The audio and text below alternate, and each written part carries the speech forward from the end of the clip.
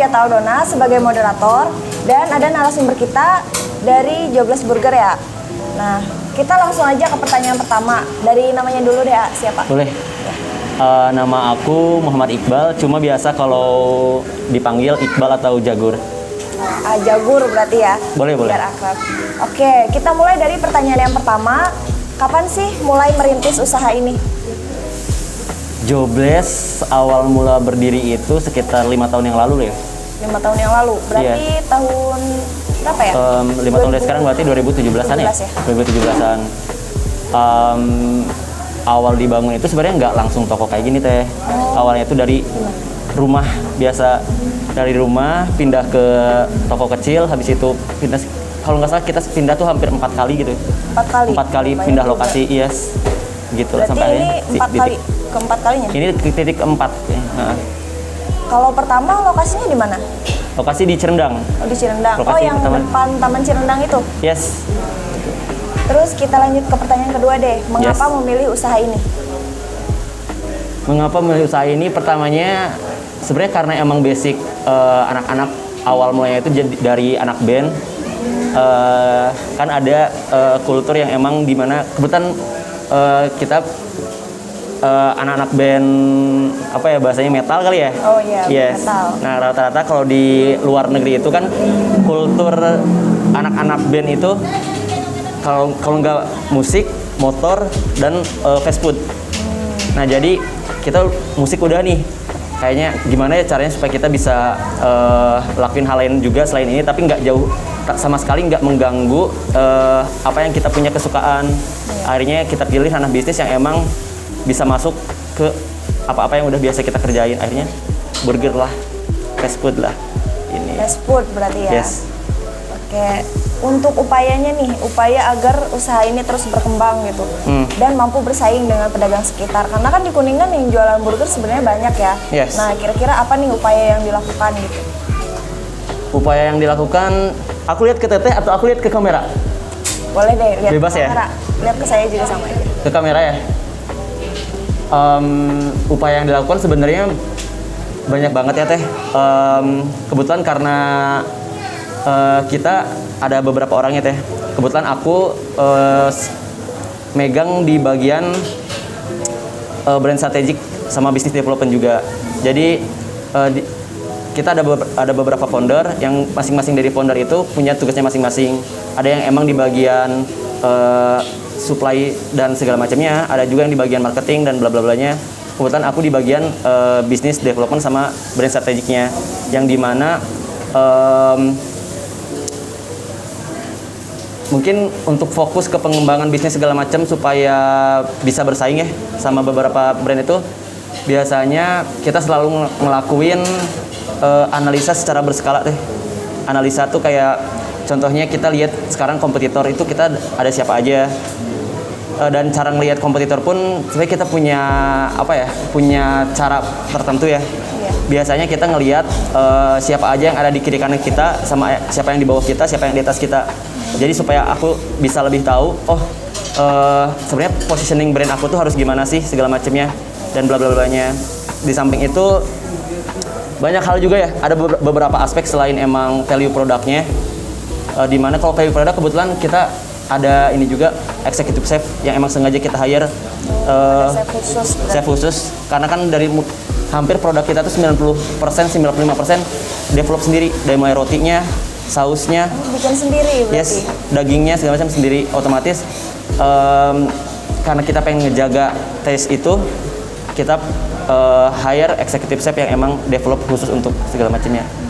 Kalau untuk anggotanya sendiri nih di usaha Jobless Burger ada berapa orang? Ada 5. Ada 5 orang? Ada 5. Sekitar 5 atau 6 orang berarti ya. Untuk membuka bisnis makanan nih, pasti kan ada tuh yang namanya kendala. Nah, kira-kira kendala apa aja sih yang udah dilewatin sejauh ini? Kendala yang paling banyak banget ya Teh ya? Iya. Cuma kendala yang paling sulit itu pertama bahan baku. Karena kebetulan kita ada di kota kecil ya Teh. Iya. Kota kecil yang dimana sulit banget dapatin bahan baku yang emang lumayan bagus ya. Jadi sekalipun kita dapat, kita harus inden yang cukup lama. Nah, jadi di situ dulu tuh sempat masalah gedenya tuh terutama di belanja keju. Keju. Yes, di keju sama daging teh. Yes. Itu keju kita sulit, terus juga daging makin di sini makin naik terus Iya, makin naik harganya terus. kan ya, naik. Yes, jadinya kayak wah, fuck, ini susah banget segala macamnya. Nah, selain itu yang hal tersulit itu waktu 2 tahun kemarin. Kenapa tuh? 2 tahun kemarin itu jadi momen tersulit di mana shifting dari normal ke PPKM. Oh iya, Yes. bener tuh pandemi kan ya. Yes, waktu itu kita di Pramuka teh. Oh, di Yes, Pramuka. di Pramuka kalau teteh tahu di atasnya masjid apa tuh ya? Pokoknya di belakang bupati ya. Teteh ada yang tahu nggak ya? Pernah sempet lihat sih Sempet lihat kalau ya? nggak salah. Iya, waktu Yes. itu kan ya udah lama juga. Nah, dulu kita di sana susahnya tuh kayak shifting dari normal ke PPKM yang dimana jamnya tuh kayak ada penutupan jalan. Iya. Yang bener dimana banget. Pramuka itu cuma satu arah. Iya, karena kan Jadi kan daerah tengah kota juga kan. Yes, jadi kan sulit juga ya, kayak. Nah, di situ agak lumayan kaget ya. Apalagi di waktu itu tuh kita baru aja hiring nambah karyawan. Yes, kita baru nambah. Banget sih. Yes, kita baru nambah karyawan 4 yang dimana emang sengaja kayaknya kita udah waktunya ngembangin secara cepet banget nih. Nah, akhirnya kita kayak ya udah men, kita butuh karyawan di plot ini bla bla bla. Pas kita udah jalan, pandemi. Ya. Jadi kayak agak kaget ya.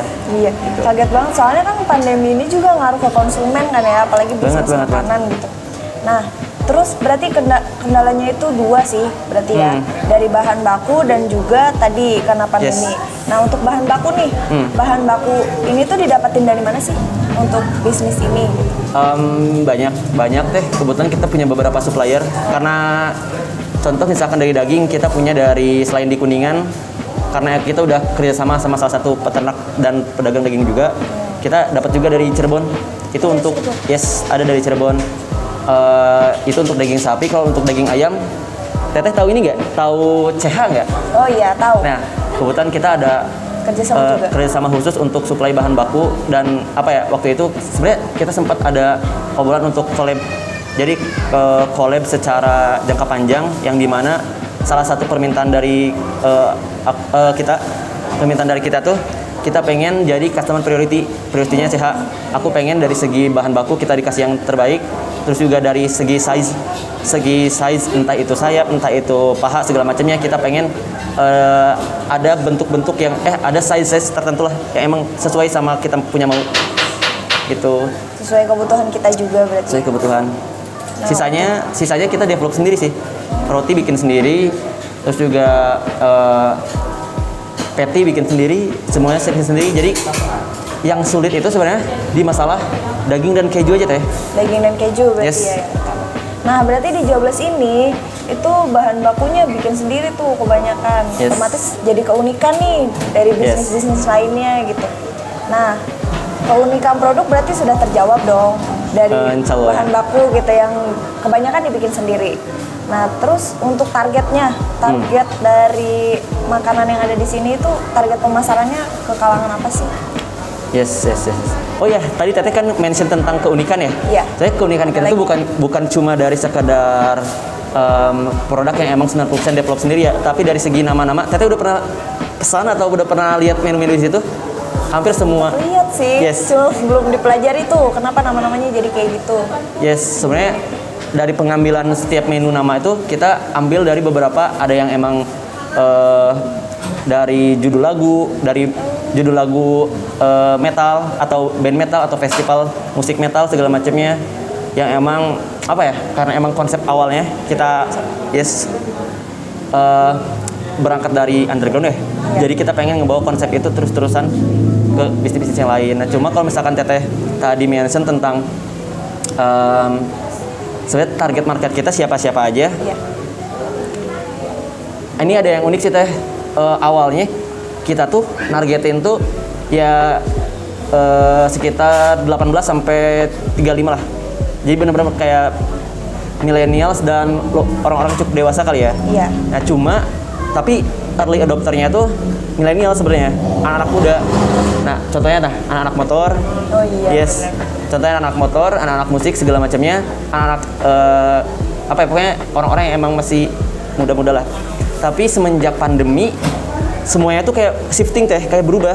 Iya benar. Jadi dari yang tadinya target market kita itu, coba mungkin Teteh juga kayaknya bingung deh kalau misalkan tampilan kita yang kayak gini, tapi tiba-tiba yang datang tuh tiba-tiba ibu-ibu, Iya, anak-anak, bapak-bapak. Karena emang ternyata kita sadar ada beberapa hal yang emang banyak berubah selama pandemi, dari mulai target market segala macam dan lain-lainnya itu sama gitu berubah. Mungkin dari sekarang, itu juga yang sekarang jadi fokus kita ya Teh. Kita lagi menelaah ulang target market kita karena menurut aku target market itu emang baik ditentuin di awal ya, tapi menurut aku itu target market itu bukan satu hal yang emang harus ditargetin sekali doang, tapi satu hal yang emang harus terus kita evaluasi. Ini masih relevan gak nih untuk target market kita segini, ini masih relevan gak nih untuk tahun atau bulan segini bla bla blanya. Jadi target market kita bisa dibilang untuk sekarang anak muda dan perlahan shifting ke orang tua ya. Iya. Yes.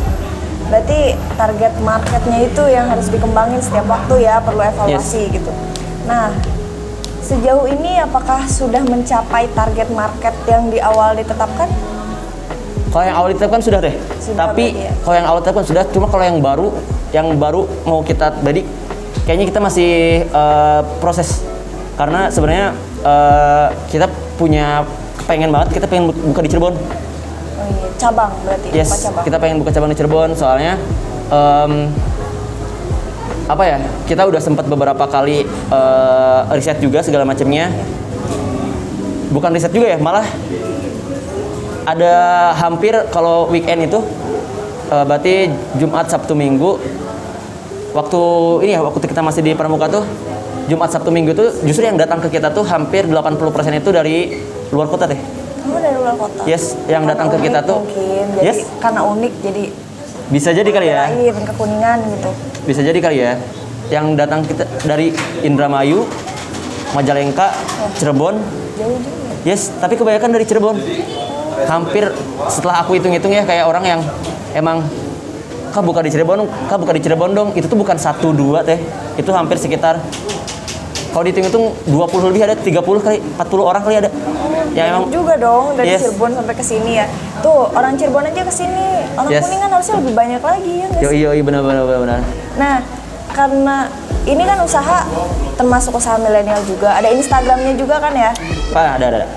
Kalau Instagram itu kan suka ada feedback tuh dari Yes, yang beli, suka diposting di Instastory yes, gitu, di tag. Nah itu feedback itu ada gak sih dari konsumen sejauh ini gitu? Sangat ada lah. Ada. Enggak tuh? Ada. Gitu. Ada. Kebetulan emang kita punya karakter itu kan dari segi brand persona Jobless itu kita lebih ke karakternya itu lebih ke metal tapi humor ya. Nah justru aku percaya banget ya kalau misalkan hal-hal humor tuh bisa mudah diterima sama siapapun dan enak untuk dikomunikasikan gitu loh Teh. Jadi alhamdulillahnya kita tuh punya bisa dibilang salah satu nilai lebih kali ya. Nilai lebih kita tuh kita punya poin di mana asik buat interaksi sama customer. Nah itu juga Yes, tuh bisa berpengaruh ke yes, feedback usaha ini gitu. Nah terus ada juga nih istilah food cost, keseluruhan biaya yang dikeluarkan untuk memproduksi menu di sini. Kira-kira berapa sih? Kalau untuk food cost ini kayaknya kalau lengkapnya Iya. kayaknya ada Mas Idan sebagai Tapi bisa dong dikira-kira berapa sih? Kira-kira deh, habis berapa nih buat usaha seunik ini gitu? Berapa ya? Nanti aku biar Mas Idan aja yang jawab untuk hal itu Teh. Oke deh, boleh deh. Nah terus untuk persentase keuntungan itu udah diperkirakan dari awal kan ya? Udah. Nah untuk 6 orang ya, 6 Yes, orang anggota di sini. Dibandingkan dengan biaya produksinya aman gak nih?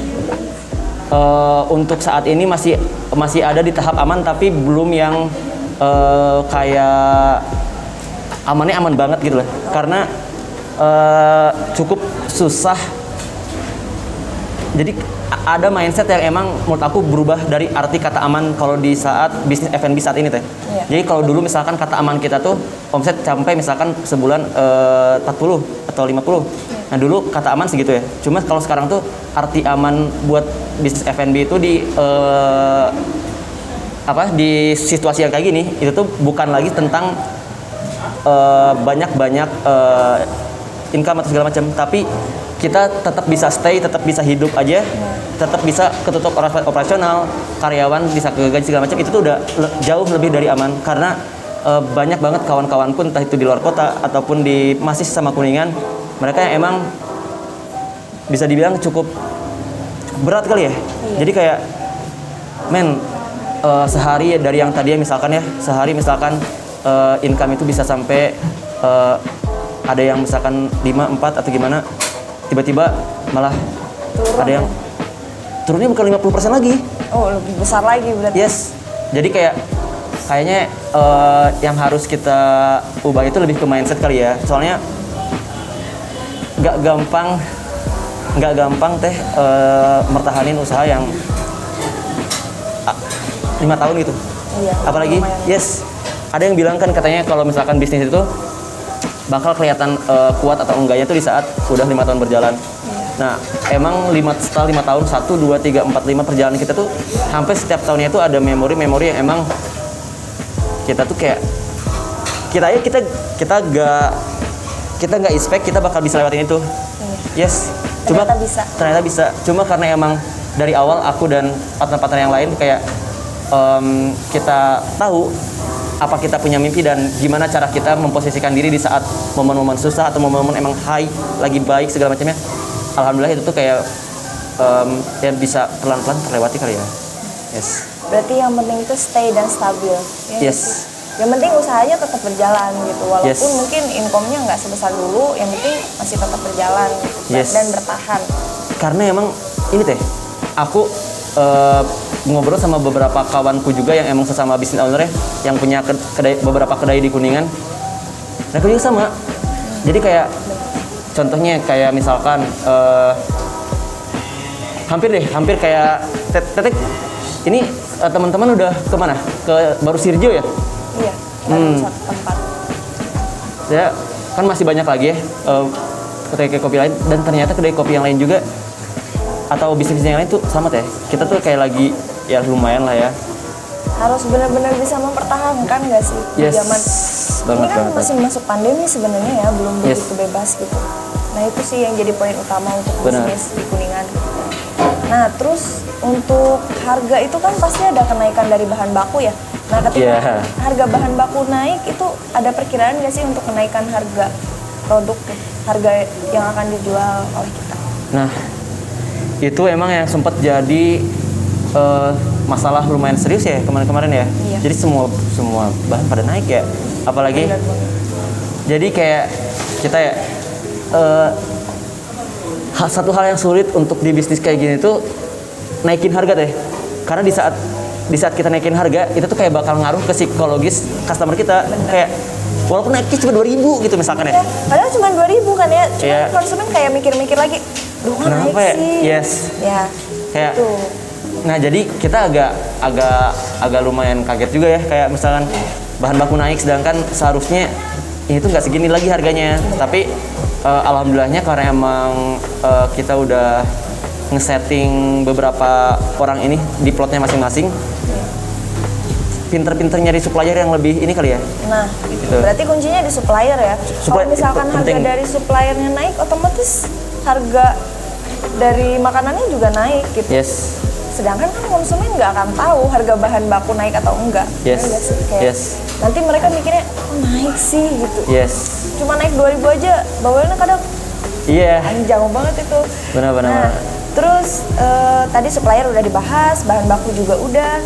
Nah, dari pengemasan produk nih, apa ada gitu yang bikin menarik menurut para penjual dari Coba. pengemasan produk? Aku pengen teteh aja yang nilai.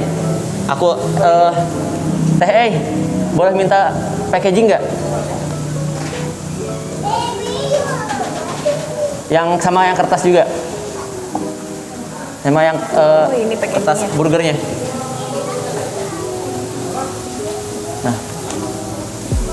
Nggak tahu ya. Kalau kita sih juga sih. kalau kita kayak udah gitu. Cuma nggak tahu menurut kalian teteh udah belum tuh? Jadi pertama mungkin kesini dulu ya. Yes, ini untuk Burger. kertas burger ya. Terus masuk ke sini. Kertas burgernya ya ke situ, masuk ke situ. Atau ini bisa jadi ini juga alas untuk kentang atau segala macamnya. Berarti ini di print. Ini di print, kita customize. Oh, custom. Yes. Oke. Makanya buat teman-teman jajanlah ke Jobless. Nah, dengerin, jajan ke Jobless. Jangan bingung-bingung ya, kalau mau Yes. jajan tinggal ke sini aja. Yes, Lokasi yes. dekat Uniku, masih kota kan ya. Betul. Gampang banget, kalian kalau mau jajan ke sini aja. Nah, oke, untuk ini deh, untuk range harga. Yes. Dari berapa sampai berapa yang termurah sampai termahal? Di sini. Oh ya. Apa tuh? Untuk yang termurah, kan kita ada beberapa produk ya. Ada kentang, ada burger, ada chicken wings, ada lain-lain lah. Banyak. Kalau misalkan untuk burger yang termurah itu kita ada dari start from 25.000, yaitu classical, dan yang paling mahal itu ada 100.000. Itu Apa Gojira. aja? Apa aja Gojira. tuh isinya? Isinya daging patty 80 gram tapi ada 5 biji dan Wah. keju ada 5, segala macamnya ada 5. Jadi Kenyang kayak banget. ini nih, segini. Kenyang Yes. banget tuh. Kalian kalau misalkan mau nyobain nih burger tergemas ya kalau nggak salah. Yoi. Burger tergemas di Kuningan katanya Yoi. gitu. Klaimnya sih kayak gitu. Kalau misalkan kalian pengen tahu ya kalian nyobain sendiri lah. Datang ke sini ya nggak sih? Yes, bisa. Apalagi ya? Mungkin untuk pertanyaan dari kita udah sih cukup segitu.